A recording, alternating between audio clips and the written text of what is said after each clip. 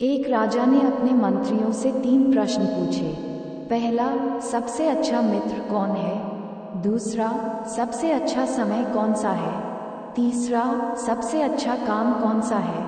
कुछ मंत्रियों ने कहा कि जो समय और काम ज्योतिषी बताता है वही सबसे अच्छा होता है। कुछ लोग बोले कि राजा के सबसे अच्छे मित्र मंत्री होते हैं। इन जवाबों से राजा संतुष्ट नहीं हुए। राजा इन प्रश्नों के जवाब मालूम करने के लिए राज्य के सबसे विद्वान संत के पास पहुंचे। राजा ने संत का सिर्फ नाम ही सुना था, कभी भी वे संत से मिले नहीं थे। जब राजा संत के आश्रम में पहुंचे तो वहां कोई नहीं था। आश्रम के पास ही एक खेत में एक बूढ़ा व्यक्ति बीज बोने का काम कर रहा था। राजा उस बूढ़े के पास पहुंचे और उससे संत के बारे में पूछा। बूढ़े ने कहा कि आप जिससे मिलना चाहते हैं वह व्यक्ति मैं ही हूँ। बताइए क्या काम है? राजा ने संत से अपने तीनों प्रश्न पूछे। संत ने राजा से कहा कि बीज बोने में मेरी मदद करो। राजा बिना कुछ बोले संत की मदद करने लगे। काफी समय बीत गया, शाम होने वाली थी, लेकिन राजा को अपने प्रश्नों का उत्तर नहीं मिला।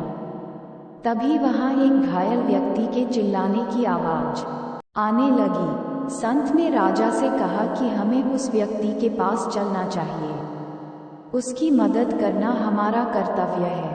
राजा संत के पीछे पीछे चल दिया।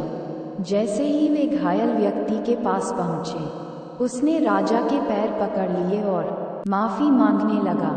उसने बताया कि मैं आपको मारने आया था, लेकिन आपके सैनिकों ने मुझे घेर लिया था। उनके प्रहारों से मैं घायल हो गया हूँ। किसी तरह वहां से बचकर जंगल में छिप गया था। राजा ने संत से अपने प्रश्नों के बारे में पूछा। संत बोले कि आपके सभी सवालों के जवाब तो मिल गए हैं। सबसे अच्छा समय वर्तमान है। सबसे अच्छा मित्र वही है जो हमारे सामने होता है। सबसे अच्छा काम उपस्थित कर्म है।